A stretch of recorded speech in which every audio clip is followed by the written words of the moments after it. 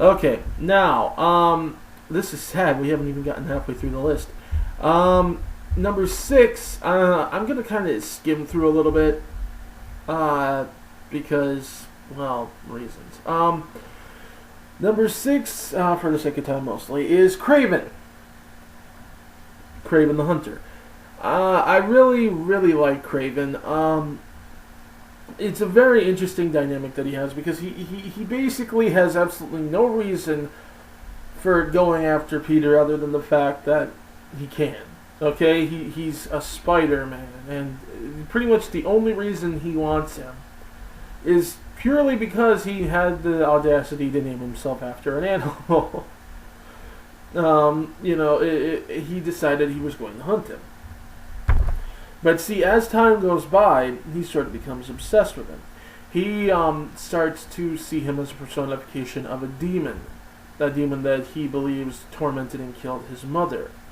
A demon who apparently happened to be according to him, a spider demon. And so his obsession, starts to come to a head over time, and that's the beautiful part of it. It comes to a head over time. And it's not after just the first defeat, Kraven's not like, oh, you beat me once, now I have to keep going forever and ever until I... Yeah, he does, kind of knock back at him a few times at first, purely, to get back at him, but it's after humiliating defeat that Kraven starts to realize, or starts to think, that this guy, seeing as he can never seem to actually beat him, it's not animal, it's not human, it's also partly because he has so much faith in his own skill that he just flat out refuses to believe that, someone could, best him like that so easily. And so, the obsession does start to build up there, and it does build over time, and then it peaks with Kraven's Last Hunt, which is an amazing arc. And also something that, frankly, Mr. Slott's trying to replicate and doing a poor job of doing. But we won't get into that. But yeah, Kraven is a very interesting character, and I think that people really don't give him enough credit.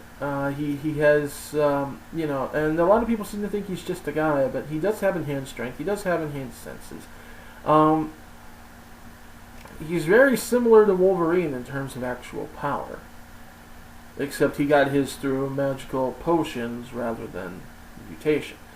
And obviously doesn't sprout claws or heal instantly, but, But in terms of, physical strength and sense and enhanced senses, he's got a lot in common with Wolverine. So there's that. Number 5 is definitely Scorpion. Scorpion fascinates me simply because I love the fact that they didn't go overboard with his suit, at least at first. The suit that they put on Mac Gargan, excuse me, the suit that they put on Mac Gargan was interesting, to say the least. It wasn't terribly flashy. It was just a plain green with some stripes in it. I'm not even sure if they were supposed to be actual just, stripes, or if they were supposed to be armor plates. I'm not sure. But it was pretty interesting, and it had the tail, and it had a psychic neural link to his tail, to his, tail to his brain. He got enhanced strength. And he was even given especially enhanced strength in his hands to replicate the strength of a scorpion's pincers, without actually strapping giant pincers onto the suit.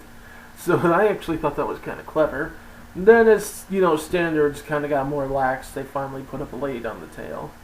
Then they went really, space agey. I don't remember if they ever did it in the comics, or if that was just, in the cartoon and in the game. But the weird thing with, the purple and green, and the giant, and it was almost, quasi-robotic, and the tail, had the giant laser cannon that would sprout out of it. I think they did something sort of similar in the comics, but I don't know if it was quite that space agey. I don't quite recall. I'd have to go back and read. But especially the older Scorpion, oh my god. He was just a beast, and it was honestly the first time I have ever seen Spider-Man wind up with so much battle damage that, you know, his suit was ripped, his mask was ripped. When he got home and took his costume off, his eye was like completely swollen shut. He had scratches on his face and his arms.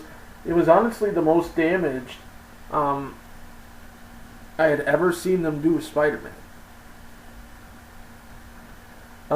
Especially back in the Silver Age, you know, that was something that didn't really happen much. I mean, sure, you know, you'd get hit, there was the occasional black eye or whatever, but, you know, for him to have it, you know, like swollen shut, cut, his suit was all shredded, you know, he had big rips in it, he even had a tear in the mask right under his eye, you know, he had, he was actually put through brick walls, it was a brutal fight that he had with Scorpion when he first appeared. And the fact that, you know, that combined with the fact that this is J. Jonah Jameson's monster, and Jameson, you know, has to try so desperately to keep people from knowing that this is his doing. That, I think, is especially interesting. It adds a very interesting dynamic to the character and to Jameson and Jameson's relationship with Spider-Man as well. Okay, now moving on to number 4, we have the Kingpin. Now, I know a lot of people get really, specifically fans of certain other characters get really upset when you classify the Kingpin as a Spider-Man villain, when in fact he's actually supposed to be a Daredevil villain, or he's supposed to be a whatever. But the Kingpin is a Marvel Universe villain in general. There's no character that really has exclusivity to him. I know a lot of people think that Daredevil does, primarily because that's why they used him in the movie. They used him in the movie because of a fairly unique tie, true, but the Kingpin has screwed with a lot of people's lives. He really has, and he's definitely screwed Peter's quite a bit. I believe that Peter actually wound up fighting him almost completely by accident. The Kingpin had never really been on his radar until pretty much a random sequence of events. But the stuff that the Kingpin can do, especially since, Peter is torn when fighting him, because at the one hand, he's a villain, and he is quite powerful, but at the same time he's also human, so he's got human weaknesses, so Peter has to kind of gauge how much he has to hold back his strength, which is difficult, especially since the Kingpin, while being just a flesh and blood man, and being, huge, is well over 300 pounds of pure muscle. He bulks up intentionally to look fat, but it's actually muscle for the most part under there. He's got some fat, yes, but he's got a crap ton of muscle. If I recall, the guy can lift almost half a ton. So he's extremely strong. And oh my god, the stuff that he has done, both physically and emotionally and behind the scenes. Wilson Fisk is a serious bastard. I will say though, in terms of portrayal, I actually did like Michael Clarke Duncan. This is off topic and kind of off Spider-Man, but I actually did like Michael Clarke Duncan as the Kingpin. I thought that he kind of put out the persona very well, the vibe that the Kingpin puts out. And I will also give props to the film crew for handling the whole weight issue very well. Because when he has that coat on, he does look kind of round and flabby and not very, chiseled, which Michael Clarke Duncan is. And then you find out later on that it's because of that jacket, and when he takes it off, the jacket's actually really padded and underneath it he's ripped. I think that's actually a pretty unique way of handling the whole, pure muscle under all that thing without having to go weirdly digital or just kind of fake it. But I don't know, I liked it. But yeah, Kingpin definitely is a constant thorn in Peter's side and in a lot of people's side, and he's definitely way up there. Number 3, I almost begrudgingly admit that he's even on the list anymore because of recent developments. and I do not count recent developments toward my reasoning for liking him, because if anything, they made me like him less. But number 3 is Dr. Octopus, Doc Ock. Doc Ock is quite interesting because, again, he's a flesh and blood human, and Peter does have to take that into account, but at the same time, he's got these titanium arms, swinging and whipping around that are obscenely strong, obscenely powerful. And again, Peter has to deal with those and apply the appropriate strength there. But then when it comes to actually hitting Ock, he's got to definitely dial it back, but that puts him in a vulnerable position because he's holding back, and those arms, on the other hand, and Ock, as a result, is not going to hold back. Then there's the whole intellect aspect. Dr. Octopus is an incredibly intelligent man. And, Peter has to really work to figure out what Ock is doing and how to undo it. And sometimes he even can't, and has to pretty much take the brute force approach. So Doc Ock is actually a very interesting opponent for Spider-Man. And I know I'm kind of skimming over him, but y'all get it. I definitely did not like Spider-Man 2's Doc Ock, though. I want to point that out, just because he didn't really act like Ock. He was completely sympathetic. He was, wisecracking and sarcastic. He was pretty much the way Spider-Man should have been, to be perfectly honest. And, I don't know, he just didn't have that whole, I deserve to rule you all because I am your superior thing. It was more, just a matter of personal pride that made him do what he did. Okay, now moving on to number 2, the Green Goblin. Yeah, I know who's number 1 of the Green Goblin's number 2, but let me finish. Specifically, Harry's Goblin.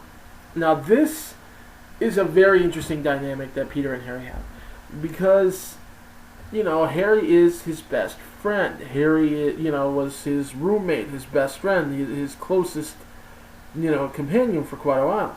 But then Harry, he started, falling into a bit of a depression because Mary Jane seemed a lot more disinterested in him, his girlfriend, and frankly a lot more interested in Peter. And although, he tried to not blame Peter for that because Peter wasn't, exactly necessarily encouraging her, the jealousy did rear up, so that caused problems there. So there was stress there. Then there was his dad kind of dumping on him. And, Harry just seriously fell into drugs. And that was a very interesting story arc, but that's the story for another day.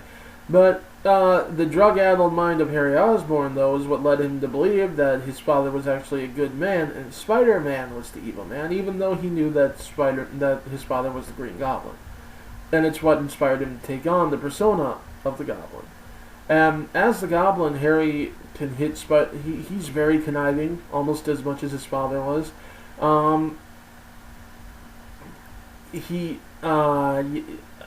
Some people say more so. I say not quite, because Norman knew what Harry knew. Norman just didn't have as much time to act on what Harry knew. And then it turns out that Norman was the one pulling the strings, even for Harry a lot of times. So, but I honestly like Harry's Goblin for that dynamic. He knows who his family is. He knows how to hurt him. He knows at the same time he's his best friend. You wouldn't hurt your best friend, would you? That kind of angle. And honestly, the way he screwed with even Peter, with Peter's head, almost as much as Norman did. It was very interesting, and it was a very chilling aspect that this was almost like a family demon, especially when you consider the other guys that took on the Green Goblin mantle were nowhere near this level. They were straight up posers compared to the Osborns. And, the whole sins of the father thing was a dynamic that was explored, and whether or not they're inherited, and it's creepy stuff. And I think it's really good. Now, I'm going to have to breeze through number 1, but it should be kind of obvious why I picked him. Number 1, in any form, whether it be, any form you care to name, Norman Osborn, whether it's just as Norman Osborn, whether it's as the Green Goblin, whether it's as the Iron Patriot, which was kind of stupid, but even then he was, wow. Norman Osborn is legit one of the worst villains I have ever read.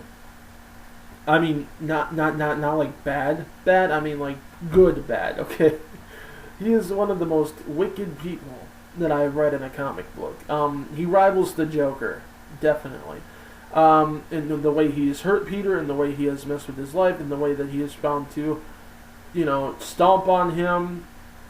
It's incredible.